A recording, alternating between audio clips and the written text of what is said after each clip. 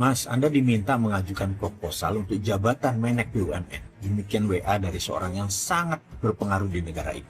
Dan tanpa menunggu jeda, saya mengetik surat di bawahnya. BUMN Incorporated digagas oleh Bapak Tantri Abeng pada bulan Maret 1998 untuk mengantisipasi banyaknya kenakalan pihak swasta sebagai kesalahan rezim Orde Baru yang lemah kontrol terhadap regulasi karena berbasis sistem otoriter dan sentral komando di tangan untuk pemimpin tertinggi pemerintah. Lahirnya BUMN Incorporated adalah antitesa swasta yang kebablasan sebagai sarana dukungan kepentingan penguasa Orde Baru. 21 tahun sudah, hingga saat ini negara memperbaiki sistem ekonomi dengan government driven, memperbaiki regulasi dan menjadi operator agen pergerakan ekonomi. Di masyarakat yang semakin dewasa dan tumbuh kembang ekonomi memerlukan terobosan baru, mengingat pandangan dunia 2030 di mana due operation and business semakin individualistik, semakin kecil, semakin mencat, dan semakin spesifik, membuat organisasi seperti BUMN yang gemuk panjang birokrasinya dalam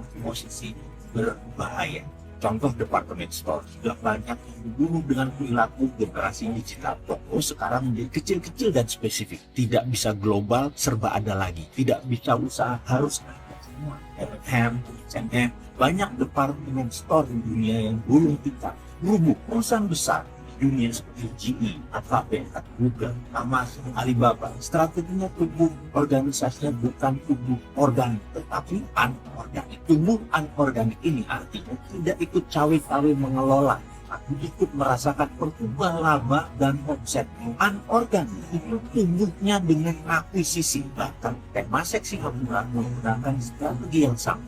Maka saya mengusulkan jika saya memegang mandat jadi Menteri BUMN dengan aset mencapai 7.000 triliun tersebut, maka dalam kurun waktu 5 tahun saya akan menjual aset tersebut setidaknya akan mendapatkan free cash 4.000 triliun. BUMN akan menjadi lincah, besar secara kapital, kecil secara organisasi. Saat ini kami sedang menyiapkan aplikasi dashboard digital agar Pak Presiden bisa melihat langsung pergerakan BUMN dari handphone Bapak setiap saat. Kemudian kita akan ubah secara perlahan corporate action BUMN, di mana dari sisi aset yang 3.000 triliun sisa value tadi kita keep selama 5 tahun dan akan meningkat yang double menjadi 6.000 triliun dengan cara pertumbuhan organik dan memberikan setoran dividen ke negara termasuk pajak di atas 400 triliun per tahun. Salah satu alat untuk tumbuh BUMN adalah dengan menjalankan SWF.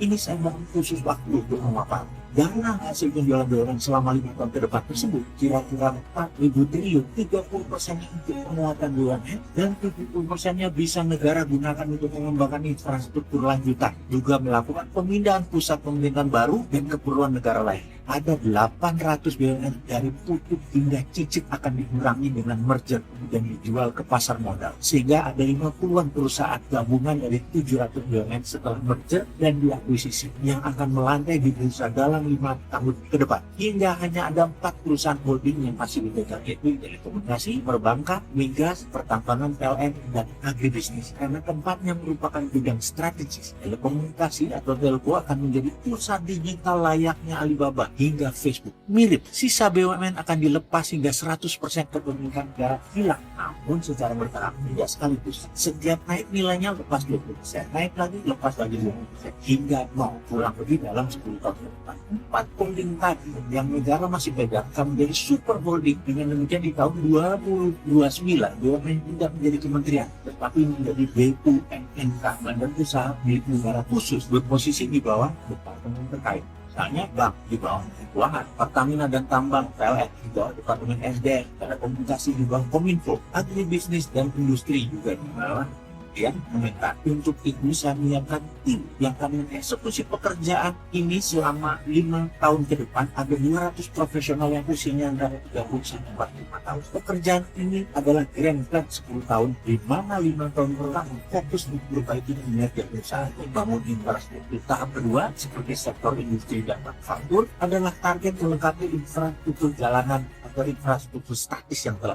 Saya juga mengusulkan agar swasta bisa memproduksi listrik atau powerbank, bahkan tidak perlu dijual ke PLN, bisa jual langsung ke daerah industri atau wilayah kerja listrik swasta. Swasta juga boleh memproduksi BBM, bahan bakar minyak, dari sumur mereka masing-masing dan menjual langsung ke konsumen sampai SPBU swasta. Dia menyuangkan ada misi besar, yaitu menjadi streaming income negara dalam memajaki tapak kargo internasional lewat seluruh wilayah Indonesia yang dikenakan tarif dalam tanda petik untuk asuransi dan sejenisnya. Untuk itu dua negara besar yang bisa mengganggu konstelasi akan diajak pihak mereka untuk mendapat jatah 10-20% dalam setoran equity. Jadi Amerika store 20%, Cina store 20%. Ditarget 1 tahun 50 billion dolar atau sekitar 700 triliun rupiah didapat dari usaha memajaki negara-negara yang memanfaatkan kargo internasional di seluruh wilayah Indonesia. Demikian uraian singkat saya, semoga bisa menjadi masukan. Atas perkenan Bapak saya ucapkan banyak terima kasih. Mohon maaf menggunakan WA sebagai ajukan proposal sederhana ini. Matur sembah suwun, MWP. Pak, demikian suara keras menyapa. Bapak ini satu apa dua? Mendengar pernyataan tersebut saya kaget. Loh, rupanya si supir minta petunjuk arah. Terminal 3 Pak, Garuda. Kata saya segera karena masih tengar-tengar dibangunkan tidur oleh suara pertanyaan supir taksi dalam perjalanan pagi-pagi dapat mimpi menerima panggilan disuruh buat lamaran. Mimpi tuh.